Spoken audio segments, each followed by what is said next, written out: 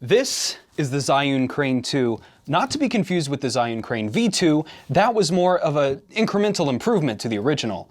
This sequel is bigger, badder, and more intuitive.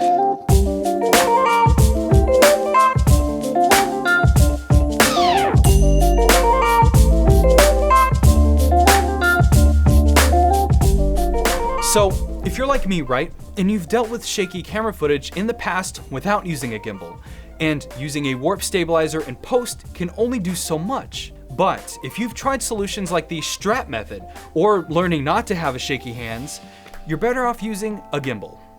But before we get right into this review, let me explain what a gimbal is. Think of it as a handle with a clamp similar to a selfie stick. But the difference is that a gimbal can be used with its mounted device, which can be a cell phone or a DSLR, to be leveled on all axes as the cameraman moves around. So what's even more cool is that the Crane 2 uses algorithms to notice the difference between forced movements such as pans or tracking shots from unwanted shaky hands. So it's definitely useful for getting some really clean shots that can be further improved in post. The Crane 2 has been in my kit ever since I bought it a few months ago. This is my second gimbal, but it's the first that I've used with motors. The build quality is great, being mostly made of an aluminum alloy. I mean, just by looking at it, you can tell it'll hold up over long-term abuse. And while my experience with it has been pretty positive for the most part, there is a few drawbacks, which I'll talk about in a minute. My shots with this gimbal have been improved dramatically, and the fluid shots I've been able to get are nothing short of amazing. You can turn even the most simplest of shots into a piece of cinematic beauty. And this gimbal is super helpful for complex shots like the rack focusing, which is compatible with this gimbal. Unfortunately, Canon cameras are only compatible with this gimbal, and it has to be connected physically through a USB cable. Though Zhiyun released an adapter that will work with other camera brands like Sony, Nikon, and others, and while I don't have that adapter, I will link it in the description below. Putting together the Crane 2 is actually pretty easy, once you get used to it. Setting it up for the first time was pretty time-consuming, even though the user manual describes the whole procedure. And for some smaller cameras, I noticed the motor that handles the vertical panning, like this, would vibrate uncontrollably. To fix this, I had to go and ever so slightly move things around, which was a little annoying, but after practicing, I'm able to set everything up within about 3 minutes. You definitely want to make sure everything is good to go before your shoots, since messing this up on set can really delay the whole process. This is a professional piece of equipment after all, so you want to put in the time to learn it. The OLED display is a huge deal.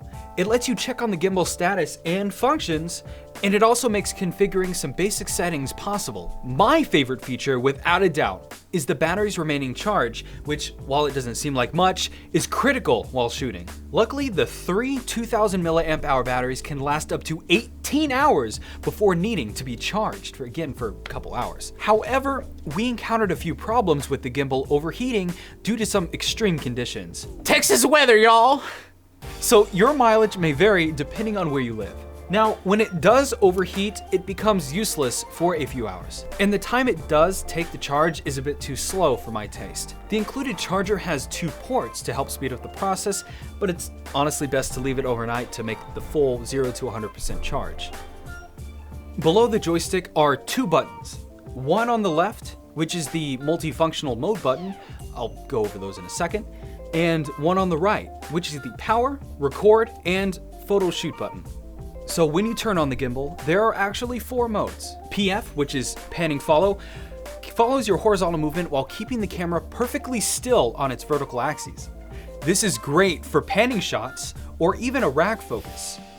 And then there's locked, which locks all axes, keeping the camera pointed to where you want it. This one actually works really well for a scene where you're chasing the actor. And then there's full follow, which tilts and pans the camera based on your movement. I actually found this one the most useful for just about any non-specific shot, and it's actually one that I use the most. Oh, and if you press the button 3 times, it'll switch to a selfie mode, which is actually really useful for filming those travel vlogs. Another great thing about the Zhiyun Crane 2, it's really light. It only weighs about 1.25 kilograms or almost 3 pounds, and even with the replaceable 18650 cell batteries, the mini tripod, and the camera mounted, it doesn't add much weight to your kit. Though there is a limit on what you can really add to the Crane 2. It holds up to 3.2 kilograms or a little over 7 pounds, which makes it compatible with most DSLR and mirrorless camera models, even when paired with heavier lenses and even some external monitors. After a full day of use, it'll definitely be a workout for those guns. Your arms. There is a Zhiyun app that has features and is compatible with Android and iOS, allowing you to change a bunch of options in photo and video shooting modes. In theory. However, in my very limited experience, the app just wasn't very responsive or useful in most situations. In fact, it was easier to just grab the gimbal and make the adjustments manually. However, it is great for capturing some time lapses with remote control movements. So in conclusion, there are a ton of great features to assist with your video shooting needs. The professional build quality in that compact package all comes at a cost. $750 is a big price point when you're on a budget, but compared to the other offerings in the gimbal world, it's worth considering as a long-term investment towards building your brand. It'd be an understatement to say that this has saved a lot of reshooting and overthinking my shots. Heck, I'm able just to put my Sony a6500 and focus on getting the most balanced and most cinematic shots that I can.